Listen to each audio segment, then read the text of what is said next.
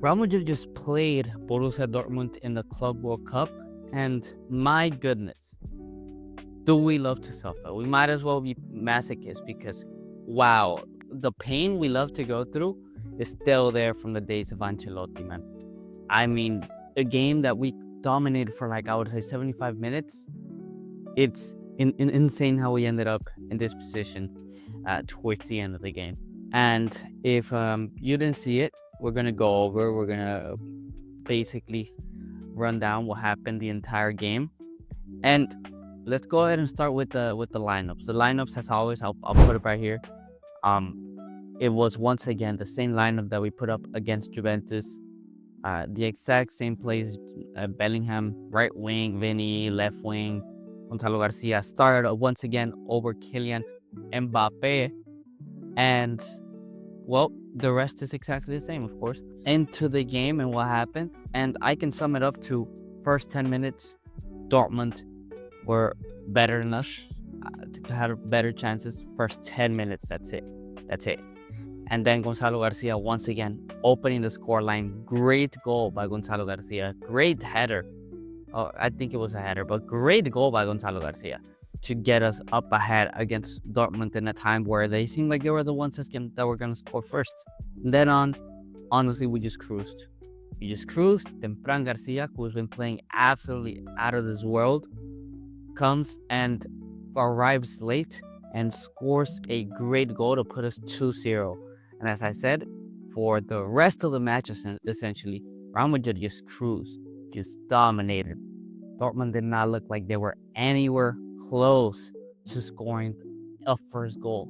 So I was very surprised. I was very happy. And I was very excited to make a video going over how excited I was about this game, because it was the first time that we were playing a team that was not completely playing a low block, but more of an offensive football than Juventus was.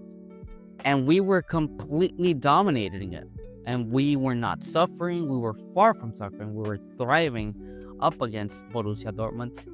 And then added times arrives. 90 plus 2.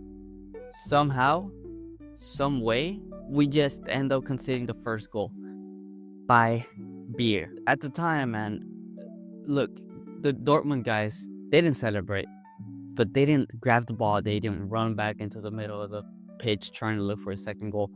Garcia, I'm pretty sure he was just walking to the other side of the field. Like they had just given up. It felt like that way. And I said it to myself, these guys have just given up. And sure enough, from way out, I believe Arda Güler puts I think it was Arda Güler. I'm not sure who put in that ball, but somebody put an incredible ball for Kylian Mbappe, who volleys it, pretty much does it chilena, man. Beautiful chilena back of the net. But 3-1 up at that point. Surely, we've been cruising the entire game. Yeah, they scored on us once, but honestly, we've dominated the entire game, right? And then the kickoff glitch happens. I'm gonna go ahead and put a frame of what our team looked like kicking off, but I don't understand what we were forming. I'm so confused. Like, if you see in the picture, the whole left side upside, yeah, above Luka Modric, I believe it's him, it's empty. And sure enough, Dortmund see that and exploit it to the fullest, to where I don't know who, I think it's Savitzer, who just runs straight, uncontested, straight there, and then puts a wide pass to Guirassy. And Guirassy, of course, that motherfucker's strong. All he has to do is body off Rudiger and Dean Huijsen, and Huijsen has to grab him. He has to grab him. He grabs him inside of the box and gets a red card for that grab. And all of a sudden, it is 3-1 with a penalty on the line and a red card to our best center back. I start worrying. We just got a red card. It's the 90 plus 6. Guirassy steps us to the penalty kick. And goal. Now let's go ahead and go over that play. Um, I don't know what we were doing. I really don't. And Luka Modric, clearly he wasn't able to challenge on his own, but who's there with him? Is Ceballos not there? Is Valverde not there? I don't even know who's on the pitch. Why not drop him down before they're able to make that pass? I don't understand what happened there. I was starstruck. I was still celebrating Mbappe's goal when that happened. And then, my gosh, it was the 90+7, man. And you really thought, oh, there's no way they end up scoring another one. Sure enough, here comes once again Borussia Dortmund off the kickoff. And great cross onto Sabitzer, who shoots an incredible volley. It's incredible, but Courtois saves it. I don't even know how he saved it, but he saves it pretty much on the line. It was an incredible save, last play of the entire game. Incredible shot, and Thibaut Courtois, look, Neuer has been incredible, but he's out now. And I've heard a lot of shouts that Donnarumma has become better than Courtois. There's no way Donnarumma will ever be better than Courtois. There's no way, not right now. He's 100% better than Donnarumma. That save was out of this world. But we go ahead and win 3-2 with a red card to our best center back. And now what the future holds for us. Well, first of all, we played incredible football for, I'm telling you, 75 minutes. We're lacking in the first 10 minutes, and then on extra time, last 10 minutes or last 5 minutes, we played horrendous. Even up until that goal, we were dominating. Up until the Borussia Dortmund first goal, we were dominating. As it was evident with the Mbappe goal. But after that Mbappe goal, man, it was 5 minutes of pure chaos. Pure chaos. And we cannot be doing that. The lapse of judgment, the lapse of thinking that happened there is incredible to me. The fact that we were able to give Dortmund the entire flank is ridiculous. And I think you can see in the picture to where it seemed like we lined up to attack. Why are we lining up to attack when we don't even have the ball? It was really stupid. And I know Xabi Alonso is going to fix on this, because we cannot let these things happen. Because in a La Liga game, this could be the difference between a win and a tie, or win and a loss. Truly a massive difference. And once again, we are going to be facing the best team in the world. Never mind Europe, never mind South America, North America. In the world, PSG. We are going to be facing them in the semifinals of the Club World Cup. And as we saw with against Bayern, I'll make another video about that Bayern versus PSG game, because it was absolutely incredible. As we saw, you do not have to be close to perfect to beat PSG. You have to be perfect to beat PSG. Bayern, for most of the game, were playing perfect football. I mean, I'm not kidding. These guys were losing the ball. These guys were attacking well. These guys were defending well. Kimmich was defending well. Vitinha for quite a while. But then Kimmich started slacking off against Vitinha. And you let that guy play, and the whole team plays around you. And Upamecano was absolutely incredible. But he just got ran over by Kvaratskhelia. It really does show that you have to be perfect here. And PSG's right here. So you clearly have to be more than perfect to beat PSG. It's incredible how well PSG play.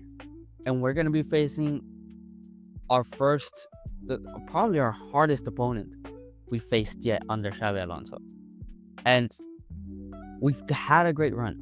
We've shown incredible laps of play where we're better. Once again, the first 45 minutes up against Salzburg. Against Pachuca, we were able to beat them 3-0 with a man down. Wasn't the prettiest football, but beating a team with 3-0 with one person less is always an incredible shows of strength. The first 45 minutes, I mean, the second 45 minutes of Juventus, Xabi Alonso being able to adapt to the game that he had in hand, the team that he had in hand, right on the go, was an incredible thing to see. And right here, we dominated for 75 minutes. So it seems like we're going from increments, and we're incrementing quite fast. In my opinion, this Dortmund side is way, way better than Juventus. And we really, let's focus on the good things, we really dominated them. But now, as I said, we're missing one of our best ball carriers, one of our best passers, one of our best defenders, period, man. Dean Huijsen. It's gonna be very, very difficult for us. And they're missing William Pacho as well. But William Pacho's an incredible, probably their best defender too. But Marquinhos has had an incredible Club World Cup. Hakimi is the best right back in the world. Nuno Mendes is the best left back in the world. Joel Neves, who's right in front of them, one of the best CDMs in the world. Same with Vitinha. Incredible midfield with Fabian as well. Rudiger has been a shaky Club World Cup. He just came back from an injury. We saw a couple of mistakes that he made. And Raul Garcia, we've seen what he's done. Right, we've seen what he's done. Tchouaméni has been good, but it's mostly because he's not obligated to be that lonesome center back that he was with Ancelotti, who had to be in the 1v1s. He's more of a cleanup crew. He's kind of like just staying back and cleaning up whatever gets through Rudiger and in Huijsen. So I don't know how we're gonna line up against PSG. I know it's gonna be a 4, or I don't know. I think if we play with the formation we have, our midfield's gonna get absolutely overrun. We saw it up against Juventus, and let's be honest, they don't have the best midfield, but they are very physical. And Arda Güler simply couldn't deal with it on his own, man.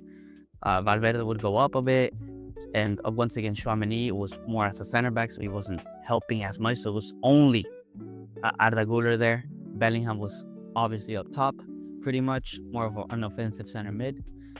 So it's gonna be a very, very difficult match for Real Madrid, and I don't know how Xabi Alonso is gonna form. I believe that Tchouaméni is gonna be a CDM to once again offer that support on midfield and try to win that midfield battle, or minimize it at least. But I truly don't know. It's gonna be a true testament, a true test for Xabi Alonso. But independently, whether we win or lose, I think we are going to be in a good position for coming up into the next season. It's gonna be I'm very excited for the Real Madrid. We're just keep improving, and hopefully we get to a point to where we're not suffering these dumb mistakes that we did. Now, after talking about so many negatives, one of the biggest positives, Gonzalo Garcia continues to score, man. This guy is insane. Not only that, but Fran Garcia has just cemented his spot, in my eyes, has cemented his spot as the starting left back. And basically told Alvaro Carreras, you want to go ahead and come, but you're going to be competing with me. That's what he said. This guy scored. Last game, he played out of this world. He played incredible. Defensively, he's incredibly solid. You know, he's not the best, but I mean, he's got strength. That little fella looks like a little talisman. Man. He looks like a little, like a little talisman. This guy runs the whole 90. This guy just bodies the crap out of you, and he's learning to be a better defender. But attacking wise, he is a really, really good attacker. I mean, he got his goal. I believe he got an assist last game. This guy is playing great football at the moment. Great football. And of course, for 75 minutes, we played incredible. Wasn't Vinny's strongest game, but hopefully we can get him back. But anyways, guys, I hope you guys enjoyed, and I'll see you guys on the next one.